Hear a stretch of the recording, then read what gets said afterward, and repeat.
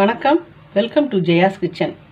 நாம் இன்றைக்கி ஜெயாஸ் கிச்சனில் பார்க்க போகிறது நெல்லிக்காய் தொக்கு. அந்த நெல்லிக்காயை வாங்கிட்டு வந்து எந்த மாதிரி செய்யணும், இந்த தொக்குக்கு என்னென்ன ரேஷியோவில் நம்ம கலக்கணுன்றதை பார்க்கலாம். வீடியோக்குள்ளே போகலாம் வாங்க.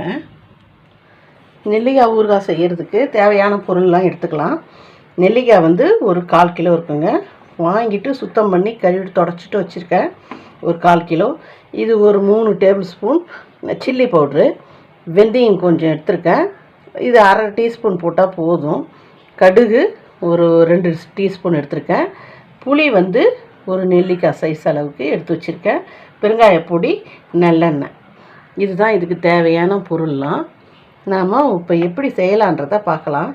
முதல்ல இந்த புளியை வந்து ஊற போட்டுக்கலாம்.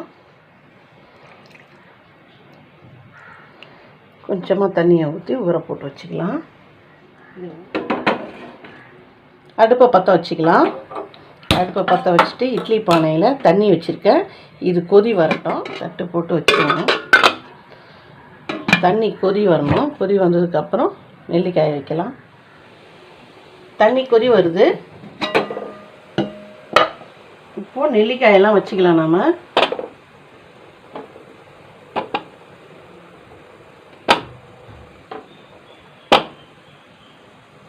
இது ஒரு 10லேருந்து 15 நிமிஷம் வேகட்டும். அது இந்த அடுப்பில் மாற்றி வச்சுக்கலாம். அதே நேரத்தில் ஒரு பேனை வச்சுக்கலாம்.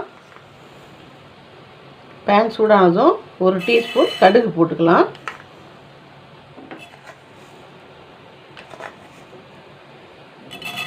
அரை டீஸ்பூன் வெந்தயம் போட்டுக்கலாம். இது நல்லா பொரியணும். வெந்தயம் நல்லா செவரணும். கடுகு கொஞ்சம் பொரியணும். இதை அப்படியே பவுடராக நுணுக்கி வச்சுக்கணும். நம்ம ஊறுகாய் தொக்கு இதுக்கெல்லாம் வந்து இந்த கடுகும் வெந்தயமும் அவசியம் போடணுங்க. அது அப்போ தான் அதோட டேஸ்ட்டே. கடுகு நல்லா பொரியுது. வெந்தயமும் அப்படியே சிவந்து வருது. தெரியுதுங்களா? இப்போ நம்ம இதை ஆற வச்சு பொடி பண்ணிக்குவோம். மிக்சியில் பொடி பண்ண முடிஞ்சால் பொடி பண்ணிங்க, இல்லைன்னா இடிகல்ல போட்டு பொடி பண்ணிக்கலாம். நான் இடிகல்ல போட்டு தான் பொடி பண்ண போகிறேன். ஆறிடுச்சு. நான் இடிகல்ல கொட்டிக்கிறேன்.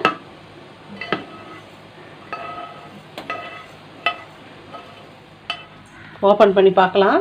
ஒரு 10 நிமிஷம் ஆயிடுச்சு. வா, நல்லா வெடிச்சு வந்துடுது பாருங்க. அப்படியே பொழந்துட்டுருக்குது எல்லாம்.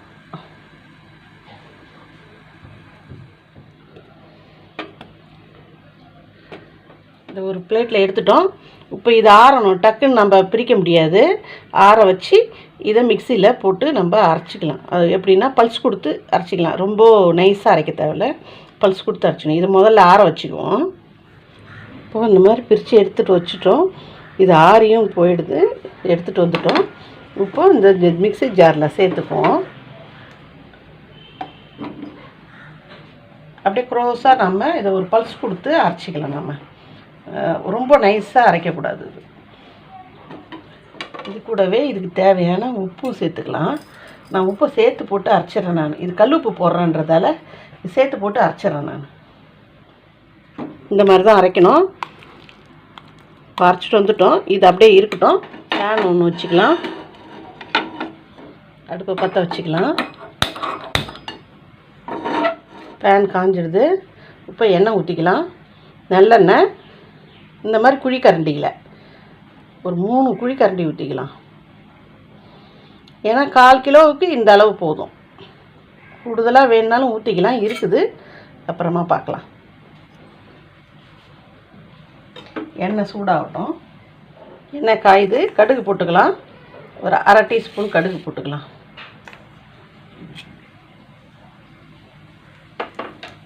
கடுகு வெடித்ததும் அடுப்பை சிம்மில் அப்படியே வச்சுக்கணும். இல்லைன்னா ரொம்ப கருகுன மாதிரி ஆகிடும். சிம்மில் வச்சிடணும். கடுகு பொரியுது. இப்போது பெருங்காயப்பொடி போட்டுக்கலாம்.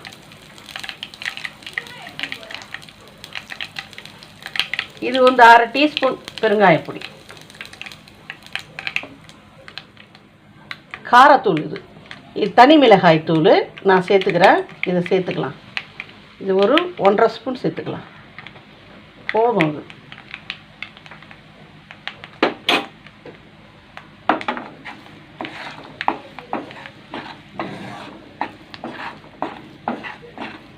இப்போ இந்த அரைச்சி வச்ச விழுதை சேர்த்துக்கலாம்.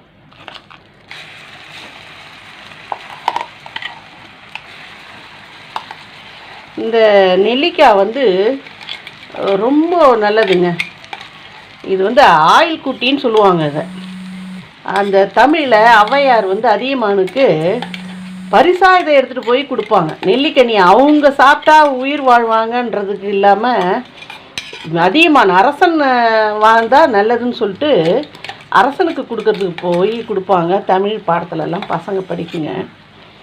இந்த நெல்லிக்காய்க்கு அவ்வளோ ஒரு இது இருக்குது. இதை டெய்லி சாப்பிட்டாலே ரொம்ப நல்லது. டயாபெட்டிக் பேஷண்ட் இருக்காங்களா, அவங்களுக்கு சர்க்கரை அளவு குறைஞ்சிடும். அதுவும் இல்லாத விட்டமின் சி இருக்குது. இது பசங்களுக்கு கூட கொடுக்கலாம். அது கொடுக்கக்கூடாதுன்னு கிடையாது. இது வெயில் நாளுன்றதால இது குளிர்ச்சியும் கூட, அதனால் உடம்புக்கு ரொம்ப நல்லது. இதை அப்படியே நல்லா கலக்கி விட்டுக்கலாம்.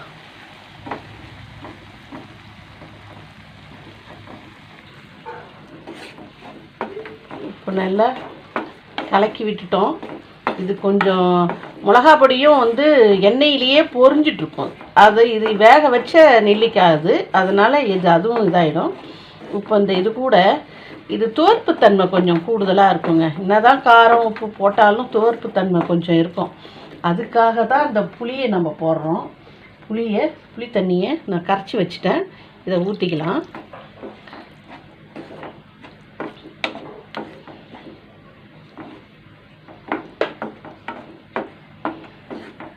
இப்போ அடுப்பை வந்து ஃபுல்லில் வச்சு நம்ம இது பண்ணிக்கலாம்.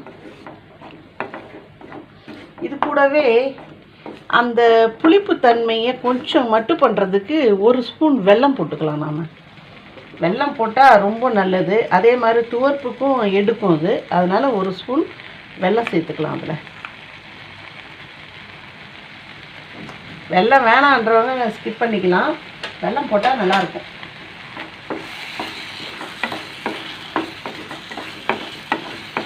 இப்போ இது நல்லா வெந்து எண்ணெய் பிரிஞ்சு வருங்க. நாம் 3 கரண்டி எண்ணெய் ஊற்றணும் இல்லையா, அந்த எண்ணெயெல்லாம் அப்படியே பிரிஞ்சு வரும்.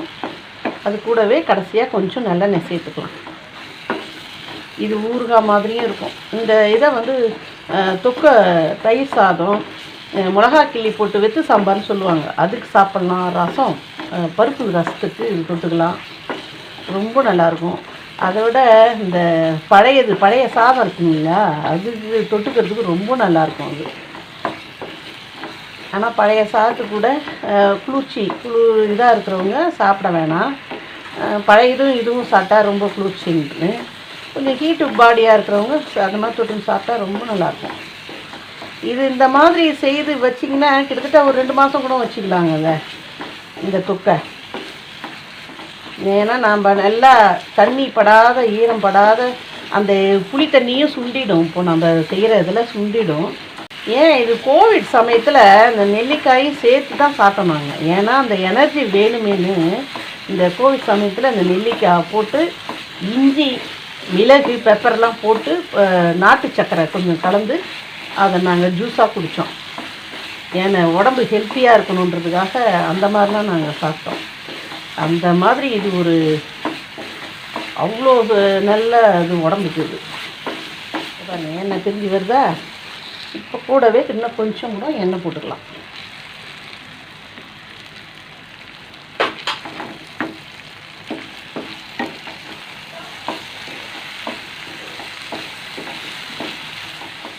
இது கூட நாம் ஒரு பொடி பண்ணோம் தெரியுங்களா, கடுகும் வெந்தயமும், அதை கடைசியாக சேர்த்துக்கணுங்க. இறக்கிறதுக்கு ஒரு 2 நிமிஷத்துக்கு முன்னாடி தான் சேர்க்கணும். அதை ஒரு 1/2 டீஸ்பூன் போட்டாலே போதும்.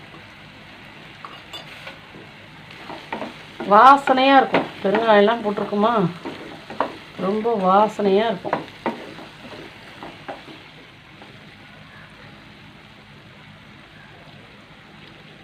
செம சூப்பருங்க.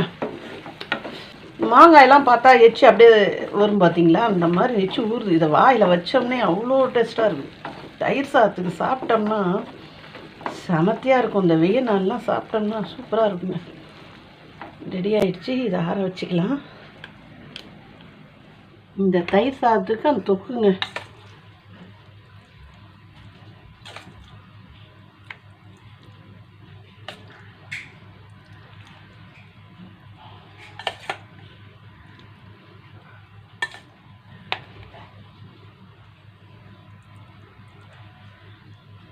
சூப்பரான நெல்லிக்காய் தொக்கு ரெடி ஆகிடுச்சு. தயிர் சாதத்துக்கு, சாம்பார் சாதத்துக்கு நல்லாயிருக்கும். இதை நீங்கள் வீட்டில் செய்து பாருங்கள். செய்து பார்த்துட்டு லைக் பண்ணுங்கள், ஷேர் பண்ணுங்கள், கமெண்ட் பண்ணுங்கள். சப்ஸ்கிரைப் பண்ணாதவங்க சப்ஸ்கிரைப் பண்ணுங்கள். அப்படியே பக்கத்தில் இருக்கிற பெல் பட்டனையும் கிளிக் பண்ணுங்கள். அப்போ தான் நான் போடுற வீடியோ உங்களுக்கு உடனுக்குடன் வரும். தேங்க்யூ. அடுத்த ரெசிபியில் பார்க்கலாம்.